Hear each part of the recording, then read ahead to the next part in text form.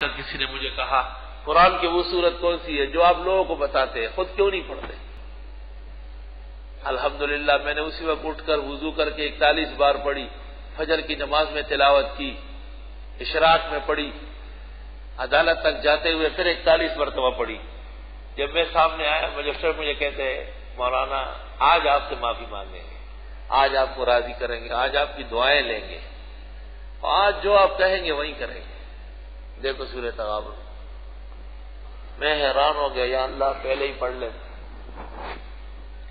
سورہ تغابن بیماریوں کے دور کرنے میں اللہ تعالیٰ کی بہت ہی سوغات ہے۔ ہر قسم کے ظاہری اور باطنی مرض اس کے دور کرنے کا زبردست مجرب ہے۔ اصل طریقہ تو یہ ہے کہ مریض کو بیچ میں بٹھایا اور چاروں طرف پڑھنے والے بیٹھ جائے۔ وقت فجر افضل و اولا ہے، ورنہ کہیں بھی پڑھ کر کے دعا کی جا سکتی ہے، اور تیر بہدف ہے سورہ تغابن کی دعا۔ ویسے کسی کو کوئی مشکل درپیش ہو تو تغابن کو شروع کر لے، 41 مرتبہ اول پڑھ لے، اور پھر اس وقت تک ناغہ نہ کرے جب تک کام ہوا نہیں ہے۔ جس گل کو دل دیا ہے اور جس پھول پر فدا ہوں، یا وہ بغل میں آئے اور یا جان کفس سے چھوٹے، پیچھے نہ ہٹے پھر انشاءاللہ۔ روزانہ ایک دفعہ پڑھتے رہے۔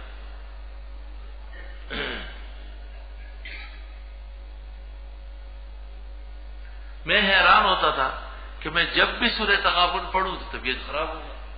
یار عقیدہ ہمارا یہ ہے کہ ہر صورت میں کمال ہے اور شفا ہے، اور نحوست اور تکلیف کسی صورت میں نہیں ہے۔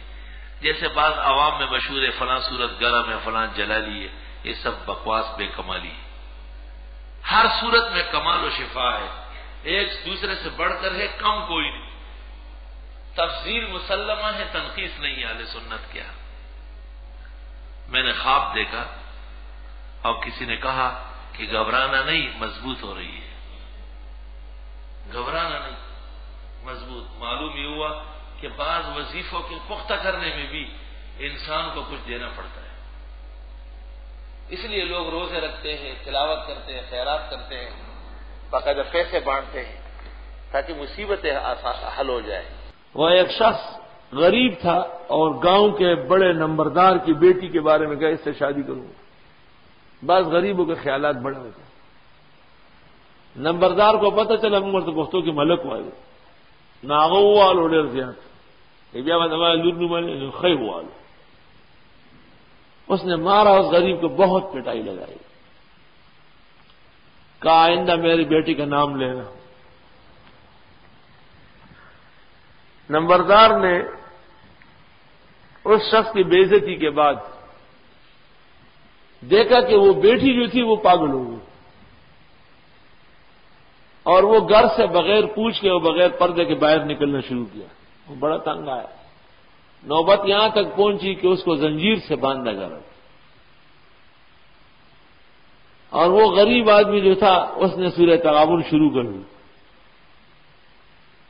ہر قسم کے علاج کے بعد اخیر میں نمبردار کو کہا گیا کہ کسی غریب و عاجز کا دل دکھایا ہے اور اس کی آہ پڑی ہے۔ اس نے کہا کہ اس طرح ایک ہمارے گاؤں کا لڑکا ہے، وہ اس کا نام لیتا تھا۔ تو اس بزرگ نے کہا کہ اس سے معافی مانگی جائے۔ تو وہ آیا اس کے گھر اور اس کو کہا کہ بس معافی بھی مانگتا ہوں، لڑکی تیار ہے، بس آپ شادی کر لو۔ تو ایسی دیوانی تھی وہ جب